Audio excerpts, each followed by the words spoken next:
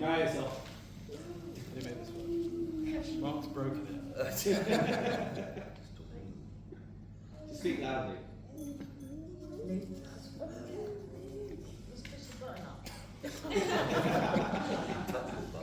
So this guy's a doctor. No, I've always had nurses build a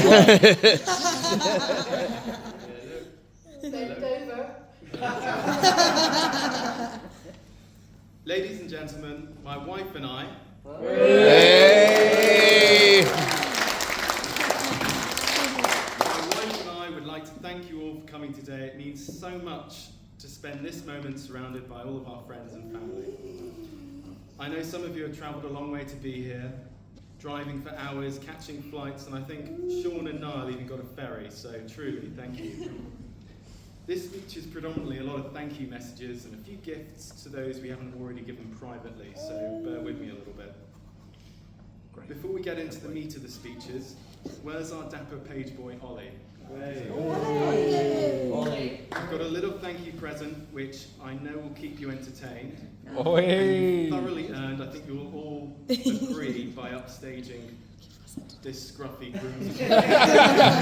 Ollie, you going to go and get your present? You're going to get your present? Go to Amber? Wow, look at that. What'd you say? What'd you say, Ollie?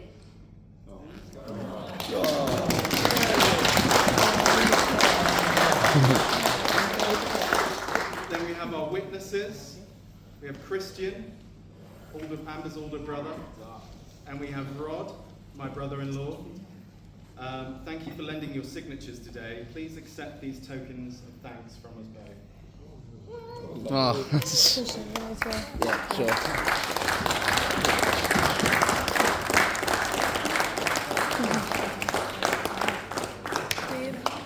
Look at that.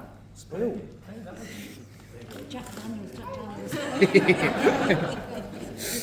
My parents, Mum, Dad, after a little trial and error, 4 attempts, we finally did it. We've raised an absolute legend. On a serious note, I want to thank you both for giving me the most incredible childhood. You showed me the world, opened my eyes to adventure, and set the bar for parenting so high that it feels almost impossible to reach. Even if for the first decade of my life my birthday was celebrated on the wrong day. But after boy number 4, who can really blame you? You always wanted a girl, and now with Amber, you finally got the daughter you always dreamed of. The position I find myself in today is only possible because of the sacrifices you both made whilst I was growing up. I suppose you thought the small fortune I spent on my education would guarantee you a lifetime of free medical advice. Unfortunately, the best advice I can still offer is, please contact your GP between 8:30 and 10. If your query falls outside these hours and you need medical help right now, please call 111 or visit NHS 111 online. In an emergency, contact 999. So while I can't provide free healthcare on tap, I do have a few tokens of thanks from the bottom of my heart for everything you've done.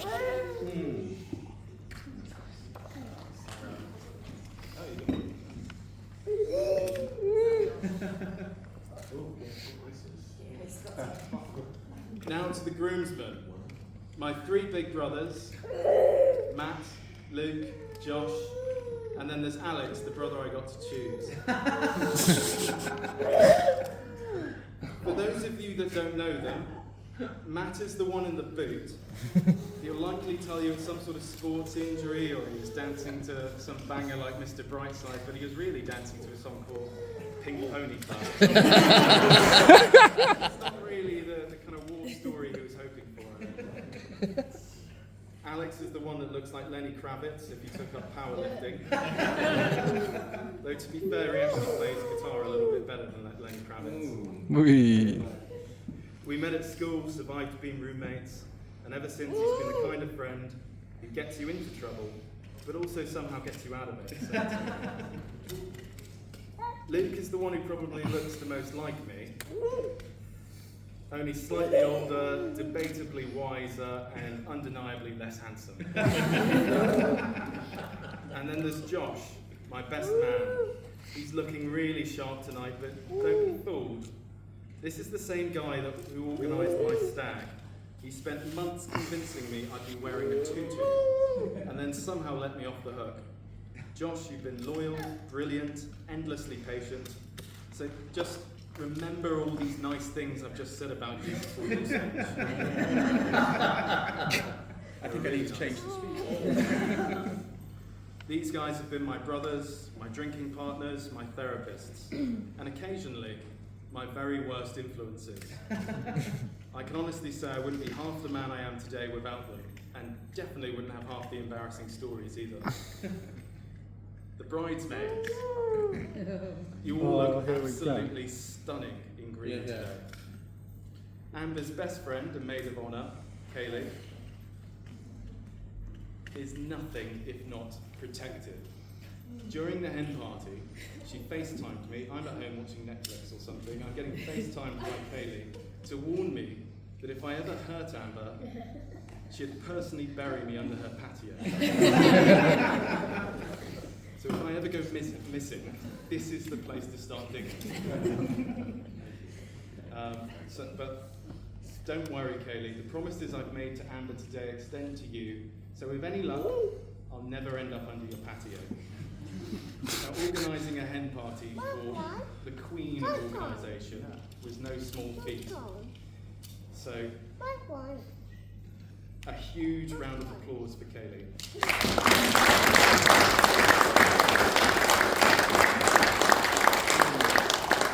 did a fantastic job, and Amber had the best time.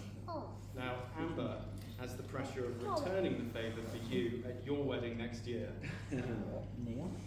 Mia and Bethany, Mia and Bethany, Amber's twin cousins, officially are professional cat sitters, but today promoted to professional bridesmaids, though the payment is unfortunately still strictly in wine and olives. Danny, Amber's other cousin, Danny is Amber's other cousin, but my partner in crime for the proposal and ring selection. Hey. Thank you for taking Amber out to lunch and casually strolling past ring shops to figure out what she'd like, because let's be honest, I was completely clueless. Mark, Donna, my new in-laws. I should start with the obvious, which is thanking you for raising such a smart, funny, charismatic child, and of course, for letting me marry his younger sister.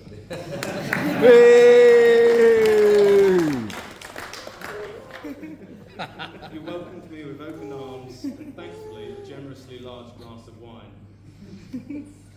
Before meeting you, I was sweating buckets knowing how close Amber is to her family. So I sent you some wine, some flowers your way to see if I could get in your good graces early. Amber said it wasn't needed, but clearly it worked. I now realise that all you ever really cared about was that I make your little girl happy. Absolutely, yeah. Once I was in your good graces, the next step was finding some kind of common ground. Mark, my dad, and I all enjoy growing vegetables, which naturally led to something like a kale growing competition between the three of us. And for those unfamiliar with this age-old Cornish tradition, a potential son-in-law must grow bigger kale than their father-in-law, which I did.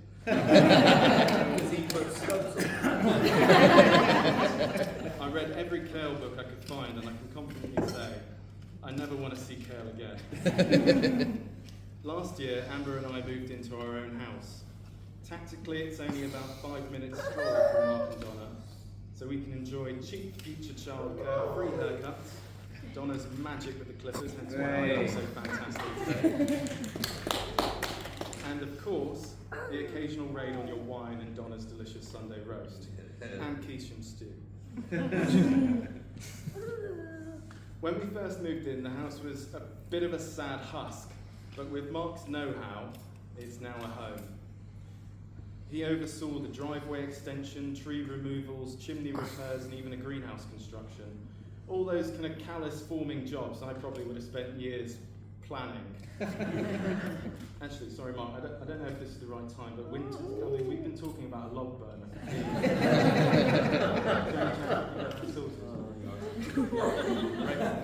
Log burner. I'd say now's the time. Yeah. It never ceases. Firewood, great. It never ceases to amaze me how huge Amber's family is and how close she is to everyone. She seems to know or be related to almost everyone within a 10-mile radius. I haven't mentioned everyone here today, that would take ages. But just a heads up, you can find most of them in that kind of middle table over there. I feel genuinely welcomed by each and every one of you. I do, however, suspect it's all part of a grand conspiracy to diversify St. Austell's gene pool. When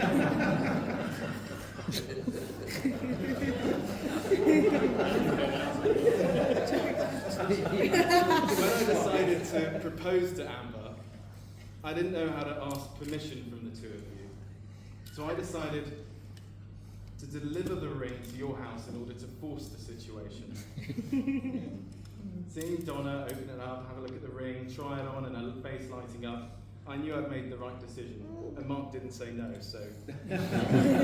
He said, can I give this to your daughter? Well, that's an engagement ring. So Mark, Donna, I promise to love, protect, and provide for your daughter for the rest of my life. We've got some gifts for the two of you as well. Well, thank you very much. Giving them the gifts. Amber. Amber, Amber, Amber. My beautiful, funny, clever... Wait, hang on. I can't read your handwriting here. Humble, charming wife. The first time I saw Amber wasn't exactly a Hollywood romance. It wasn't eyes meeting across a crowded room. It was across Xena Ward, where an elderly patient had unfortunately, well, let's just say, they'd left a rather messy situation behind. Amber was charging down the ward, cleaning poo off the floor, while shouting at me to get out of the way. Ladies and gentlemen, this is when I knew this woman could handle anything life throws at her. Now, asking out a nurse as a doctor is a delicate business. Plenty of professional boundaries to consider. Luckily, Amber gave me the perfect opening. I asked if she was coming to Friday drinks with the team, and she said no, but she was free on Saturday. Hey. My medical training kicked in, and I diagnosed that as what we call a green light. So I said, great, let's do dinner. Just like that, it was a date. When it came to proposing, I chose the same place as that very first date, the Heron Inn in Malpass. So if you go there, mention my name, I get a little bit of kickback. I had this grand, eloquent speech planned after a moonlit stroll along the water, but in true Aaron fashion, it went out the window. I dropped to one knee, rambled incoherently, and managed to open the ring box upside down. Somehow she still said yes. Proof, if ever it was needed, that love really is blind, or at least very forgiving. Amber, you are my best friend, my anchor, my heart. You make me a better man in every way. Kinder, calmer, and more grateful than I ever imagined I could be. Life won't always be perfect, but with you, every day is brighter, every moment richer, and every challenge worth facing. Because home isn't a place, it's you. Oh. That's Oh. On another note, we want you all to know that Amber and I are expecting... Oh, there's more on the other page. Amber and I are expecting you all to have a great time tonight.